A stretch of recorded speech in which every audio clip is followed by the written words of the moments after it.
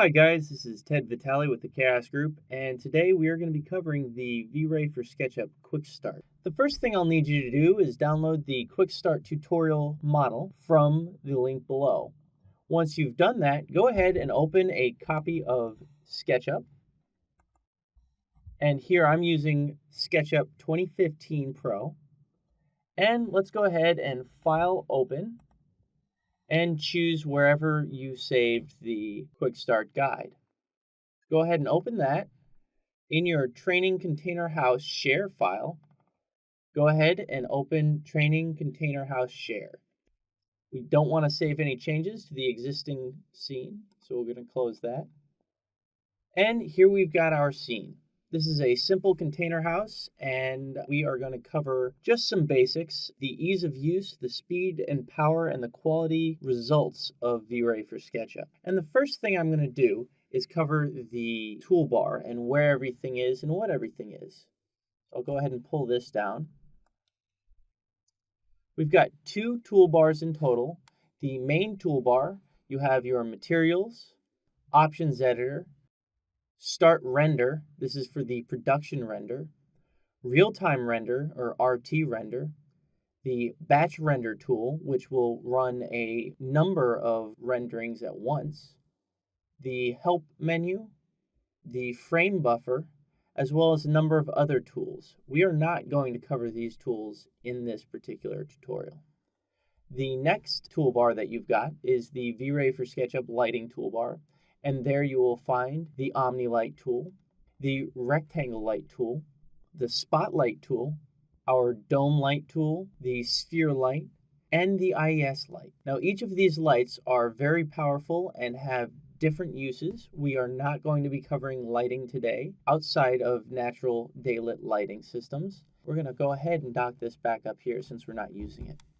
And I'm going to go ahead and do the same with my main toolbar. So the first thing I'm going to do is kick off a render just to see how this looks. So I'm going to go ahead up here and choose the Start Production Render, and let's see what kind of quality we get.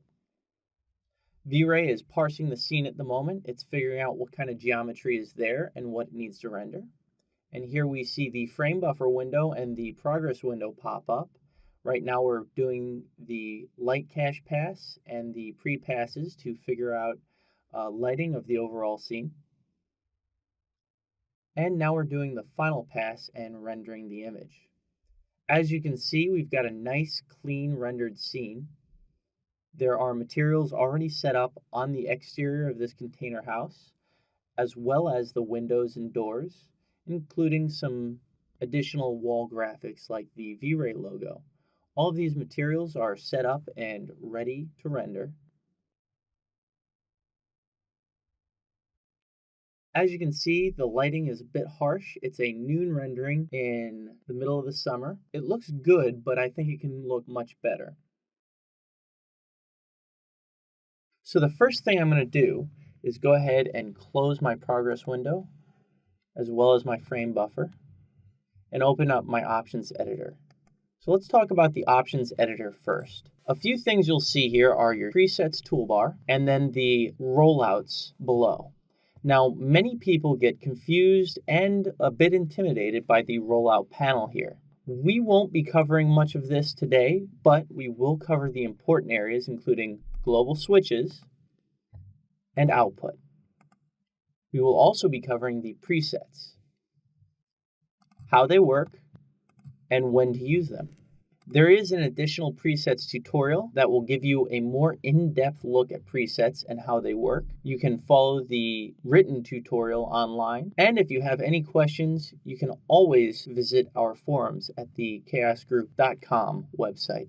So first things first, in our global switches, let's go ahead and click the global switches rollout. We are going to use the override materials.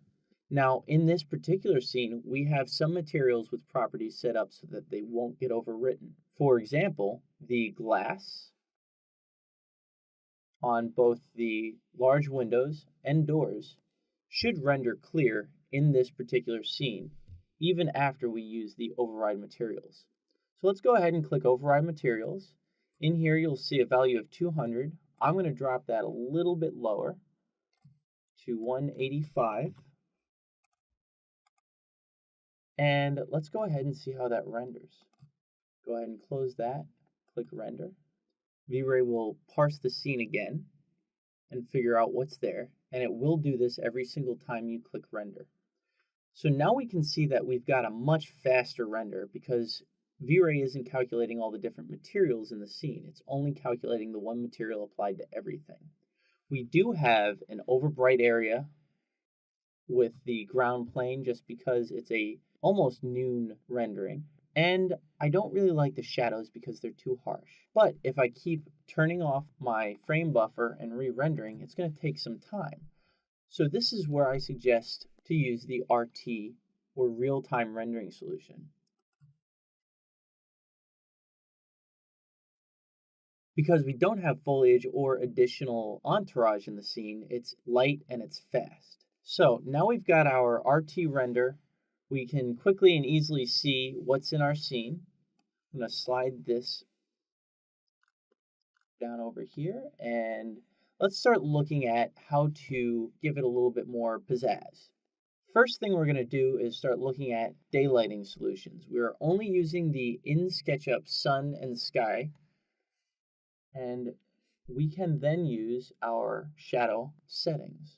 So the first thing I'm going to do is tweak my daylighting system, and we can see this update in RT very quickly. So I'm just going to bring this to more of an afternoon, late afternoon scene. And I think I'm going to go later in the year so I get some nice long dramatic shadows across the front of the house. And maybe bring this back a little bit. This looks nice. So what I'm trying to get here is a nice long shadow to accentuate the ribbing effect that happens on the side of the shipping container home. So I'm going to just tweak this a little bit more. And I like that. So we don't have any overbright areas. We've got a nice smooth gradient on our sky with a nice highlight back over here in the corner. And overall, I like the lighting of this particular scene. So really quickly, we can start to see what our overall scene is going to look like. So the next step we're going to take is to render the scene in a production rendering. So let's go ahead and close our RT window. Open up our options editor. And open up the actual output rollout. Now, since this particular scene is being rendered at 800 by 600, which is a good size to test at, we want to have a good production rendering as well. So my suggestion is to bump up our quality to a higher resolution. I'm going to suggest 1280 by 720. Now, we can also get exactly what we see in the SketchUp scene by selecting the Get View aspect. When we select the Get View aspect, it's immediately going to change our height and width based on the overall aspect ratio of the SketchUp view. Since I want this HD resolution, we're going to stick with the 1280 by 720. The next step I'm going to take is to select a render output. Go ahead and choose the Save Output location and add a location to save it to. In this case, I'm going to resave my output to the container house.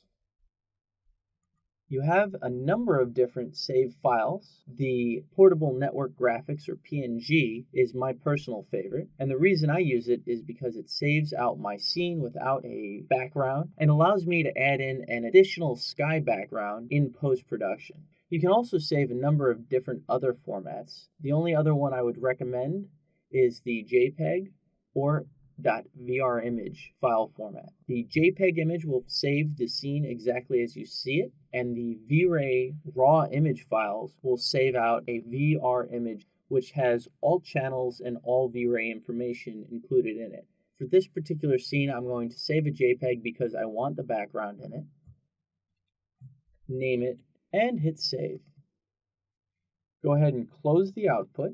And next, let's talk about our presets. Now our presets manager has three categories: the camera, exterior, and interior. The interior obviously covers interior qualities. The exterior obviously covers exterior qualities. The camera presets will show you a number of different types of preset camera files that are going to load into your scene. In our case, we have lighting set up already and we're happy with the lighting, so I'm not going to change any of this.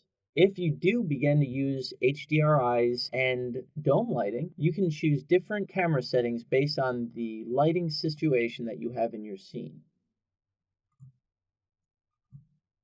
Since we are using an exterior scene, we will then talk about the exterior presets. Once you select exterior presets, we have a list of different quality presets to the right. My computer is fairly quick, so I'm going to choose the medium quality exterior. Once selected, click the green Use Preset button, and it will be immediately applied to your options editor. Once we've applied our exterior presets, the next step we'll take is in our global switches to turn off our override materials effect. Close this, and let's start a render. Now, depending on the speed of your computer, this particular scene will render faster or slower. In my case, I've got a fairly quick computer, but it may take some time even then. Additional factors in rendering times are the quality at which you're rendering at. Medium quality will render fairly quickly, and as you change the quality settings to high quality, you will see a significant slowdown in your rendering time. Now, for the sake of time, I've sped up my rendering a good bit, but as you can see, we've got a really nice quality rendering at this point. From here, we can add in more entourage and elaborate on the scene a bit more. Once you've finished your scene, you can save it out in multiple formats, like I mentioned before. We've saved out ours as a JPEG format in the Quick Start Guide. We should see that now.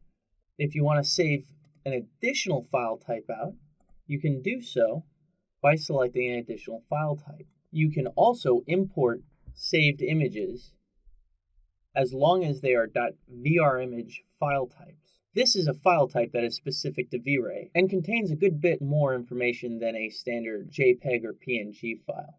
So let's go ahead and import this into our frame buffer since we've already saved out our image. This particular .VRimage is already saved in the Training Container House share folder and shows exactly how a rendering can look after adding additional entourage. So as you can see, you can quickly and easily create a high quality image in VRay for SketchUp 2.0. I hope you enjoyed this tutorial, and for more information, visit help.chaosgroup.com. Happy rendering!